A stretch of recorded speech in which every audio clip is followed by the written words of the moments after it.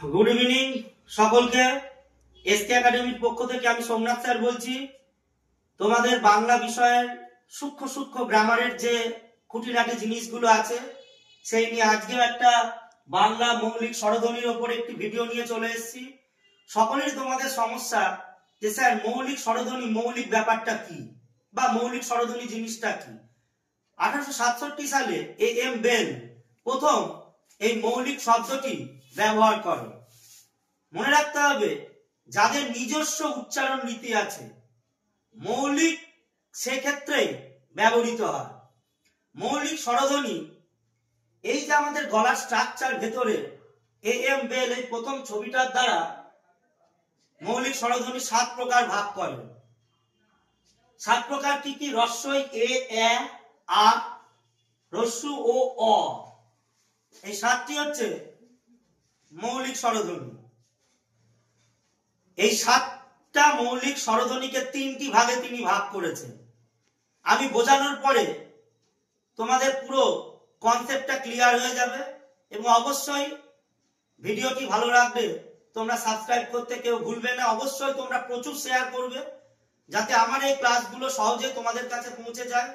বিভিন্ন চাকরির পরীক্ষা এবং ক্লাসের পরীক্ষায় এইগুলো তোমাদের এখান থেকে কিন্তু বহু প্রশ্ন আসে। দেখো জিহ্বার অবস্থান অনুসারে এই যে আমাদের মুখবিবরের ভেতরে যে জীব, এই জীবের অবস্থান অনুসারে তিনি ভাগ করেছেন। প্রথমে সম্মুখ ফ্রন্ট, উচ্চারণ করো সবাই আমার সঙ্গে সঙ্গে। রস্বই এ। দেখো আমাদের মুখের সামনে থেকে উচ্চারণ হচ্ছে, তাই এই 3টেকে বলা হচ্ছে সম্মুখ স্বরধ্বনি মৌলিক। এবার উচ্চারণ করো আ, জিভটা মুখের মধ্যখানে অর্থাৎ সেন্ট্রাল, তাই আটা কেন্দ্রীয় স্বরধ্বনি।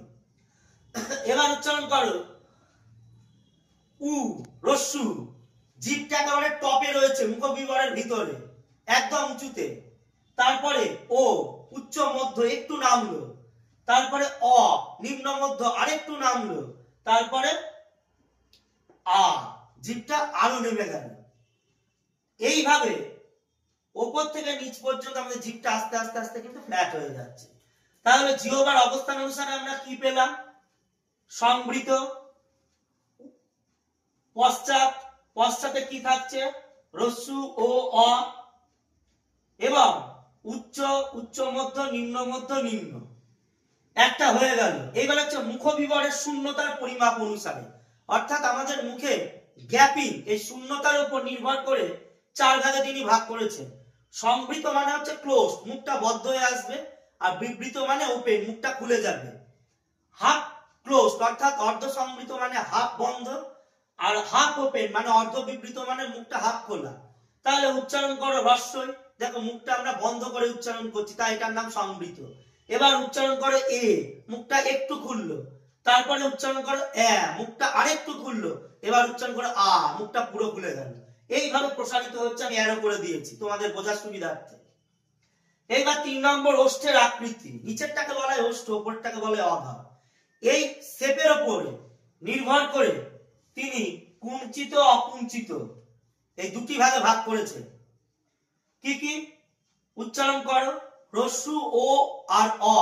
দেখো এই নিচের ওষ্ঠটা কুঁচকে যাচ্ছে, কোঁচকাচ্ছে, তাই এটা হচ্ছে কুঞ্চিত।